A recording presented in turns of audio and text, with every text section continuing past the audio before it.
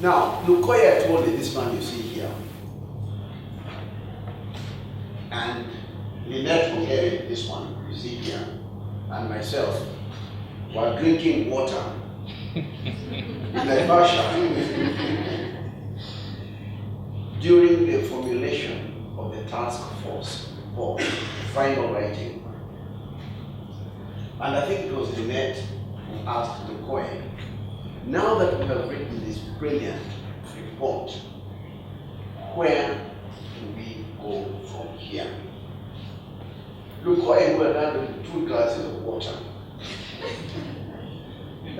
said, really, we must have somebody or somewhere at high level to formulate how this task force report will be implemented.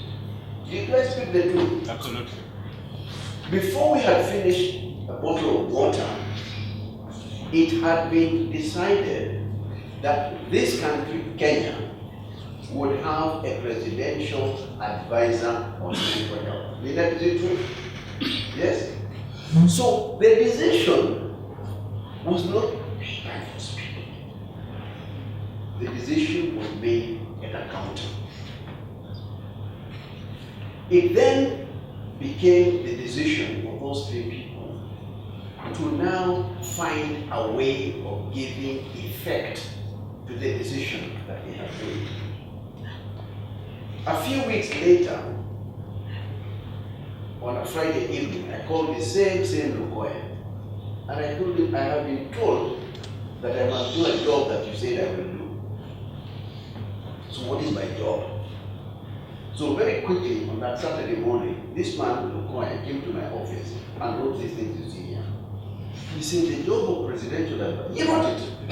The job of presidential advisor is to advise the president and cabinet and vice president. Those things that you are seeing here, they are treated by this one on a Saturday morning. What point am I making? I am making the point that if you have an idea, particularly a good idea, follow it and make sure that it can and is done. And the evidence that that is possible, talk to Lukoya, talk to Lynette, fact. So that's the fact point I wanted to make, that it is possible to think an idea and give that idea effect. So those are the things that the presidential advisor had to do as defined by those people. But let's go back a little bit and contemplate where the story comes from. The story comes from all of our work. For the longest time, each one of us, either by Twitter, newspaper articles, talking to Kajuras, whoever it is you talk to, we have all together brought the mental health agenda on the table. And any one man or woman who claims credit for having brought us to where we are today is an idiot. It is all the effort you make in your churches, in your mosques, newspapers, anywhere. And I like this idea. Even now, if I've made a good point, please tweet to Westerners thereabout. So, on that fateful day, 2019, the president had had enough, and he made a public declaration that we are all familiar with, to the effect that he, on behalf of the government, had appreciated your work, and it was time to form a task force. I now acknowledge with gratitude the assistance from Lynette, Koye, Priscilla, who are here. Anybody else in the task force? Without whom this job would not have been done. Now, those of you who have not read the task force report have an opportunity to read it now, because I actually think it contains some useful, not interesting things. And there were 15 recommendations that were the result of extensive consultations with professionals, with faith-based organizations, security forces, teachers, anybody who would listen to us. And I urge you to look at the report because, as you will see, it is the foundation of the future as I see it. I will not go through all those recommendations because you can read them for yourselves. Now, of the 15 recommendations that were made, thanks to people like Priscilla, Dr. Njenga and others, we have done well. And we have, in the 2 years that we have been working together, been able to achieve a lot. But as you would expect in a task such as this one, it is only the heavy ones that are standing.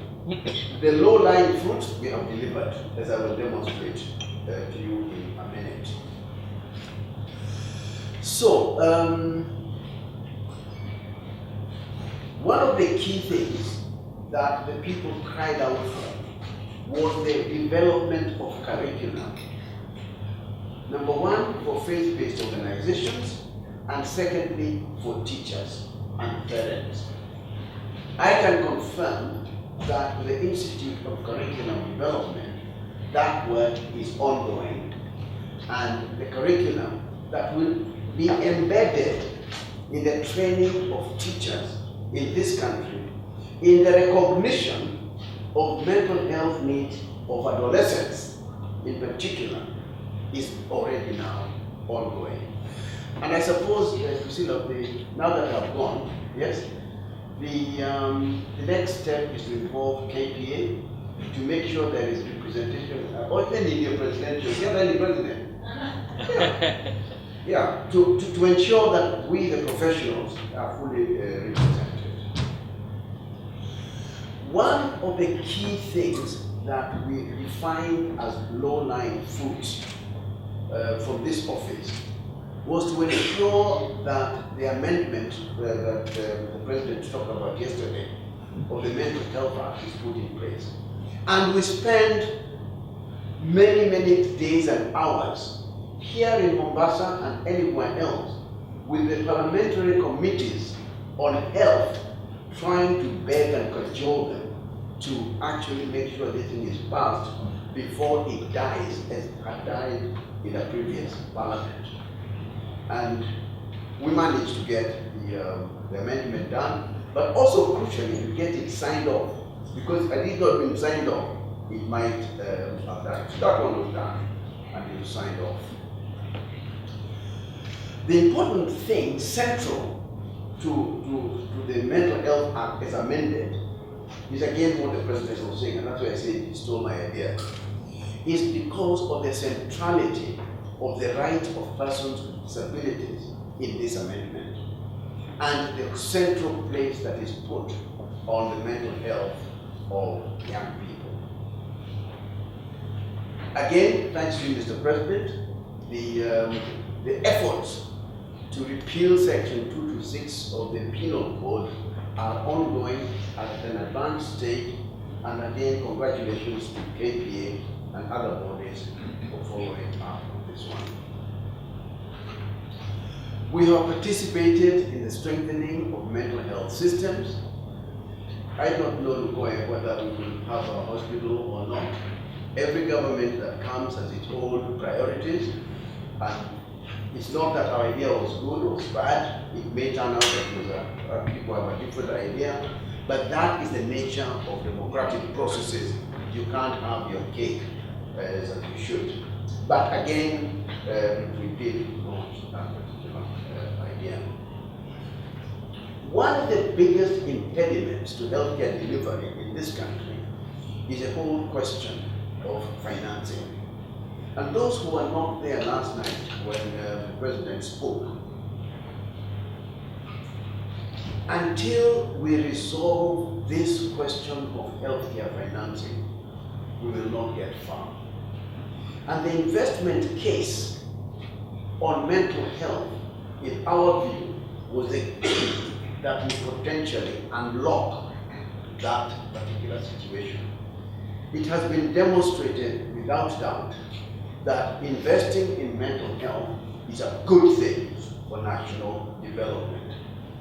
And again, as the President said, we have been able to demonstrate that you can save 56 billion shillings annually by investing in mental health.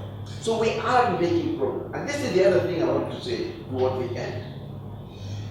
Don't let anybody lie to you that we have not done well. We have done extremely well in Kenya.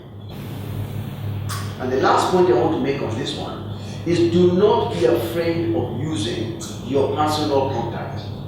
It's perfectly in order for me to call the governor, Anyang, because he's my friend, and tell him, well, Mental Health Day will be run in your county if you host us and contribute this, that, and the other one. It is perfectly in order to go to Makueni, because we know, so you know people, you know them through your church, you know them through your other organizations. As long as the message you're pushing forward is for national good, use the totality of your social capital. I'm almost done. This is just a note to tell you that even if it's accountants, you're supposed to talk to them. They're also human beings, they're also Kenyans, and they can help you. We had a very good program that we launched in Eldoret on doctors. This whole question of healing the physician is a big thing, and I think the mental health of our colleagues in general is a neglected area that we need to pay attention to. Finally, these are the things we were not able to do. And I have told you that the ones we have not done are the heavy ones. I've described these ones. We have not done that one. The last one, construction of the international, I've told you what the problem there is.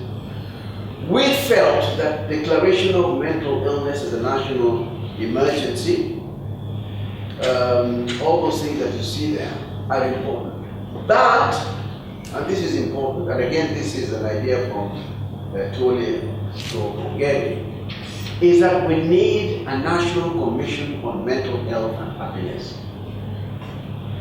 A national commission that will make sure that the mental health agenda is on the table at every ministry level. Mr. President, let me say this by way of conclusion.